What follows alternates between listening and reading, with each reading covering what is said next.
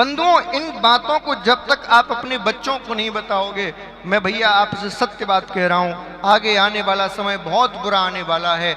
आपके बच्चे भूल जाएंगे कि हमारे माँ बाप को प्रणाम भी कैसे करते हैं,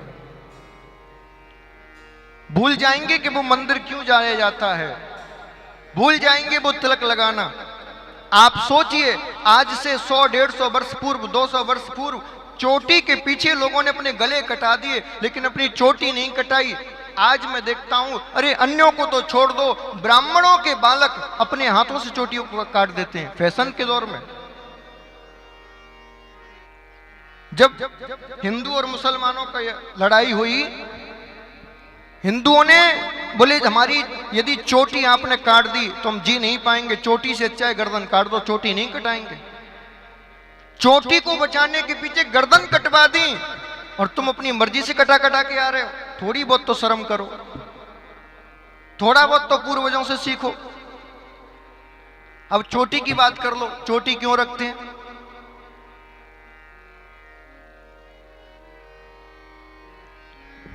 हमारे शरीर की जो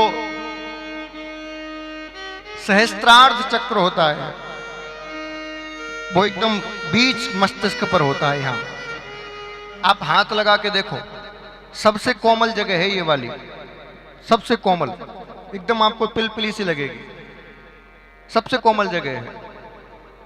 और जो भी हमें ऊर्जा प्राप्त होती है वो इसी जगह से होती है, और जितनी शरीर में से ऊर्जा निकलती है वो भी इसी जगह से निकलती है।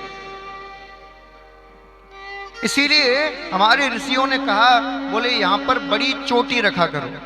जब बालों का समूह यहां रहेगा और उस बालों के समूह में हम गांठ बांध कर रखेंगे तो सूर्य जो हमारी शरीर की ऊर्जा है वो बाहर नहीं निकलेगी, बाहर की कोई गलत ऊर्जा हमारे शरीर में प्रवेश नहीं करेगी। इसलिए चोटी का विधान बनाया।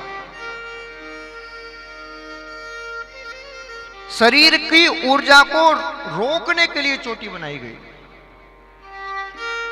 इसीलिए आपने देखा होगा, जब भी पंडित जी कोई धार्मिक अनुष्ठान कराते हैं, पूजा कराते हैं, तो पूजा कराने से पहले क्या कहते हैं?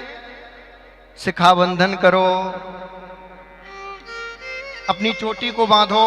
क्यों? क्योंकि जब आप पूजा करोगे तो आपको शक्ति प्राप्त होगी, और यदि चोटी नहीं बांधी तो सारी शक्ति निकल जाएगी, कोई मतलब नहीं होगा पूजा करने का। इसीलिए कहते हैं शिखा बंधन करो। लेकिन सिखाई नहीं है तो बांधे का है महाराज। फिर कहते हैं महाराज जी 50 लाख रुपए खर्च हो गए, कथा कराई, लाभ तो मिला नहीं, मिलेगा कहां से? तुम उनके उपायों को मान ही नहीं रहे हो, विधि को मान ही नहीं रहे हो। केवल कथा सुनने से लाभ नहीं होगा। आप सोचो कि कथा में आओ, 3 घंटे सुनो, उद्धार हो जाए, मेरी गारंटी है जिंदगी में नहीं होगा।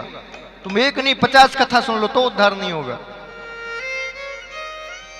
डॉक्टर के पास गए, डॉक्टर ने दवाई लिख के दे दी, 2 गोली सुबह 2 गोली शाम को खा लेना, और तुमने गोली लेके पूजा की अलमारी में रख दी, सुबह शाम आरती उतारो, गोलियों को लो मत, तो क्या बीमारी सही हो जाएगी? बोलो, आप भी तो यही कर रहे हो। कथा में आ तो गए अपनी बीमारी का इलाज कराने, लेकिन जो दवाई दी जा रही है उसको लेते नहीं, तो बताओ कैसे बीमारी सही होगी? भैया हम सब बीमार हैं। कोई काम से बीमार है, कोई क्रोध से बीमार है, कोई लोभ से बीमार है, कोई भोग से बीमार है, और उन बीमारियों का इलाज तब होगा जब आप कथा में कही गई बातों को जीवन में अपनाओगे, वरना नहीं होने वाला प्यारे।